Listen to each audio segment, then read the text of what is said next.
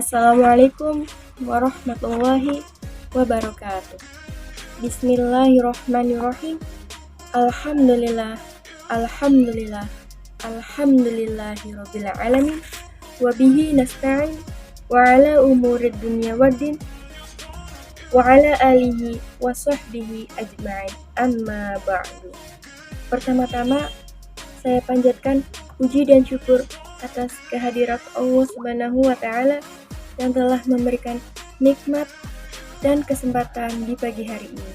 Salawat serta salam tentunya saya curahkan kepada junjungan kita Nabi Allah, Nabi besar, Nabi Muhammad SAW, beserta para keluarganya, para sahabatnya, dan kita selaku umatnya hingga akhir zaman. Amin, amin, amin. Sebelumnya, perkenalkan, nama saya Zainah Dwi Agustin dengan NIM 2008203142. Saya dari kelas Perbankan Syariah D semester 4. Video ini saya buat untuk memenuhi tugas mandiri mata kuliah Finansial Teknologi. Dosen pengampu, Bapak Muhammad Anisul Fattah, SEME. Pada pembahasan kali ini, saya akan menjelaskan materi tentang kolaborasi bisnis dengan startup vintage, kerangka kerja, pengalaman pengguna, serta layanan keuangan vintage. Subbab yang akan dibahas pada kali ini, yang pertama, kolaborasi bisnis dengan startup vintage. Yang kedua, kerangka kerja peraturan terkait vintage. Yang ketiga, manajemen identitas vintage. Yang keempat, pengalaman pengguna vintage. Dan yang terakhir ada layanan produk keuangan vintage. Berikut adalah pembahasan materinya. 1. Kolaborasi bisnis dengan startup vintage. Vintage sendiri adalah inovasi yang bertujuan menjadi solusi bagi kebutuhan dan permasalahan finansial yang ada di masyarakat. Dengan adanya berbagai aplikasi vintage yang kini telah ada, kita sebagai konsumen bisa melakukan berbagai macam transaksi perbankan dengan praktis dan efisien. Vintage startup di Indonesia. Mengembangkan bisnis vintage di Indonesia tentunya memiliki tantangannya tersendiri. Di dalam proses pendaftaran ini, startup vintage yang memiliki modal terbatas tentunya tidak bisa melakukan pembukaan cabang kantor di berbagai lokasi yang menjangkau di seluruh Indonesia. Agar dapat menerima pendaftaran calon pengguna yang sebanyak-banyaknya, proses pendaftaran pun praktis, harus dapat dioptimalisasikan dengan mengandalkan jaringan internet. Namun, pemalsuan identitas sangatlah mungkin terjadi dalam proses pendaftaran ini. Penandatanganan surat perjanjian juga bisa dengan mudah dapat dipalsukan. Kedua kondisi ini akan berakibat pada tingginya risiko penipuan dan kredit macet, terutama pada startup vintage yang menyediakan jasa pinjam-meminjam uang. Materi yang kedua ada kerangka kerja peraturan terkait vintage. Teknologi finansial adalah produk dan layanan jasa keuangan melalui kombinasi platform, teknologi, dan model bisnis yang inovatif yang beroperasi dalam layanan jasa keuangan secara elektronik. Dengan demikian, bisnis vintage adalah suatu model bisnis yang menyediakan layanan jasa keuangan dengan memanfaatkan teknologi informasi. Jadi, apabila dilihat dari sistem kegiatan usahanya yang akan dijalankan kepada konsumen ini, bisnis vintage terkait pada peraturan-peraturan tentang sistem elektronik dan peraturan tentang layanan jasa keuangan. Oleh karena itu, bisnis vintage dapat diatur dan diawasi oleh Bank Indonesia serta Otoritas Jasa Keuangan sebagai regulator sistem layanan jasa keuangan. A. OJK atau Otoritas Jasa Keuangan, pengaturan penyelenggaraan bisnis fintech di Indonesia. Oleh karena itu, pada tahun 2016 mengeluarkan Peraturan Otoritas Jasa Keuangan Nomor 77 Peraturan Otoritas Jasa Keuangan titik 01/2016 yang menjelaskan tentang layanan pinjam-meminjam uang berbasis teknologi informasi. Peraturan Otoritas Jasa Keuangan ini dapat mengatur tentang bentuk badan hukum, kepemilikan, permodalan, dan layanan pinjam-meminjam uang yang berbasis teknologi informasi. B. Bank Indonesia.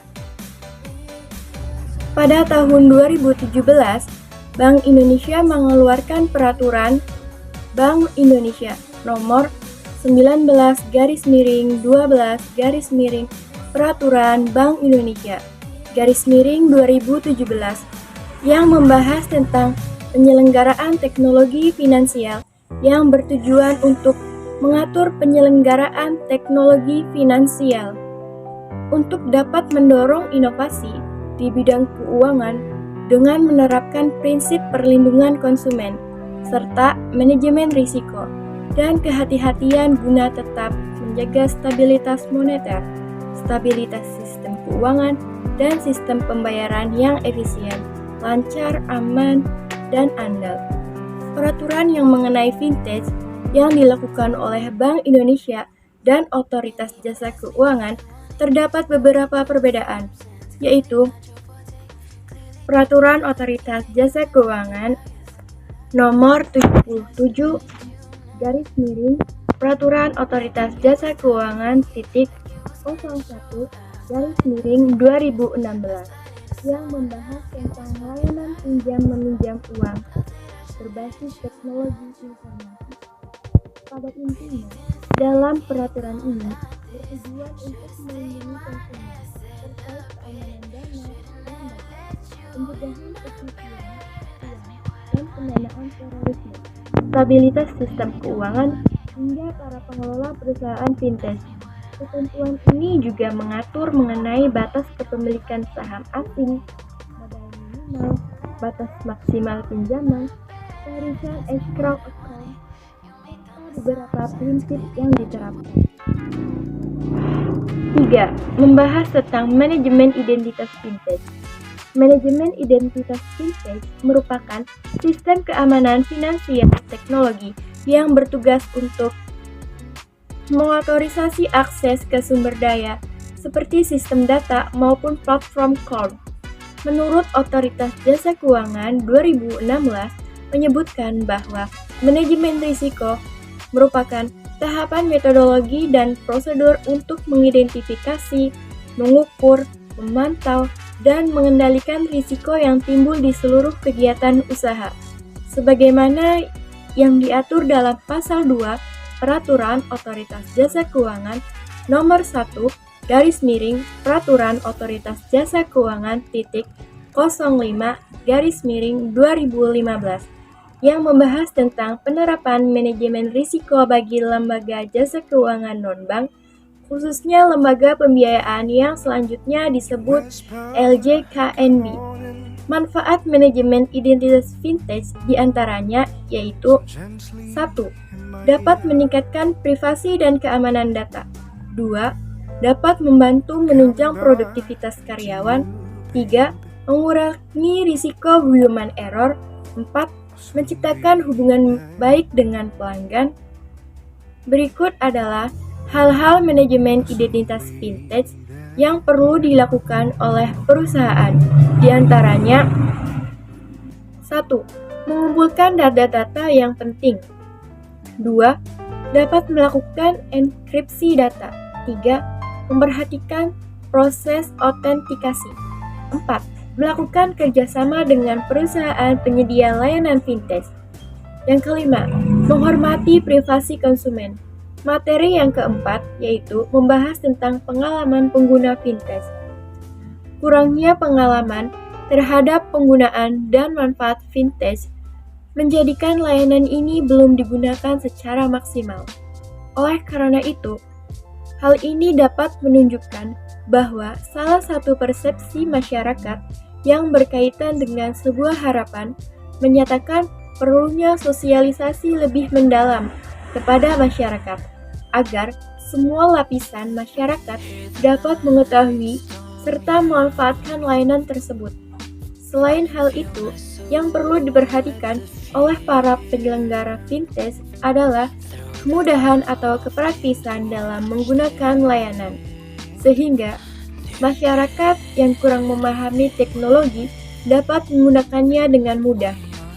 Untuk diharapkan ke depannya akan mendapatkan pengalaman yang memuaskan. Materi yang kelima yaitu membahas tentang layanan produk keuangan fintech, perihal pelaksanaan jasa keuangan dengan berbasis pada teknologi, finansial teknologi, sebagaimana yang diatur dalam pasal 6 huruf KUU Otoritas Jasa Keuangan, jelas memberikan kewenangan kepada Otoritas Jasa Keuangan untuk melakukan pengaturan dan pengawasannya. Finansial teknologi adalah suatu bentuk kemajuan teknologi yang luar biasa sehingga dapat menimbulkan bentuk inovasi dari layanan jasa penyedia dana yang mudah untuk diakses. Jenis-jenis finansial teknologi yang ada di Indonesia adalah sebagai berikut. 1. Payment. Payment adalah suatu jenis fintech yang bergerak di bidang layanan berupa pembayaran semua tagihan, seperti halnya kartu kredit, token listrik, pulsa, dan pasca bayar. Yang kedua ada microfinancing. Microfinancing merupakan salah satu layanan fintech yang menyediakan layanan keuangan bagi masyarakat untuk kelas menengah ke bawah dalam membantu kehidupan serta keuangan dalam sehari-hari. 3. E-aggregator. E-aggregator ini sangatlah berbeda dengan jenis fintech yang lainnya. E-aggregator justru lebih kepada platform yang bisa digunakan oleh masyarakat untuk mencari informasi maupun mengambil keputusan mengenai produk finansial yang akan dipilih. Fintech ini biasanya memiliki portal yang resmi di mana terdapat informasi yang berhubungan dengan produk keuangan. 4. Robo-advisor.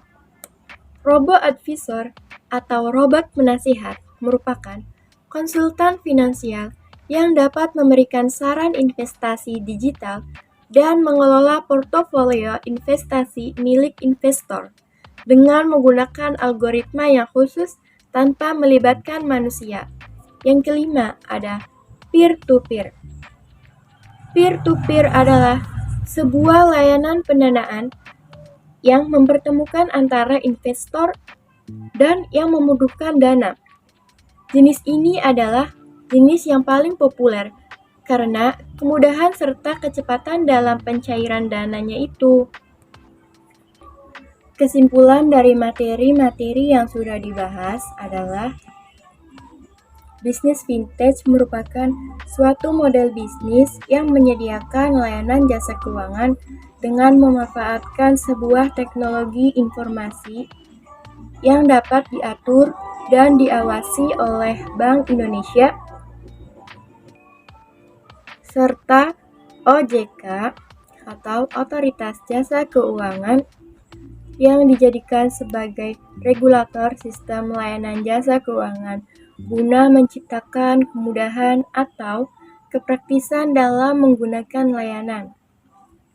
Sehingga bagi masyarakat yang kurang memahami teknologi dapat menggunakannya dengan mudah. Sehingga diharapkan bagi kedepannya yaitu akan mendapatkan pengalaman yang memuaskan. Mungkin cukup sekian presentasi online yang saya bahas pada video kali ini. Kurang lebihnya mohon maaf apabila ada perkataan atau bahasa yang kurang tepat. Saya Zaimah Dwi Agustin, pamit undur diri. Wassalamualaikum warahmatullahi wabarakatuh. Terima kasih.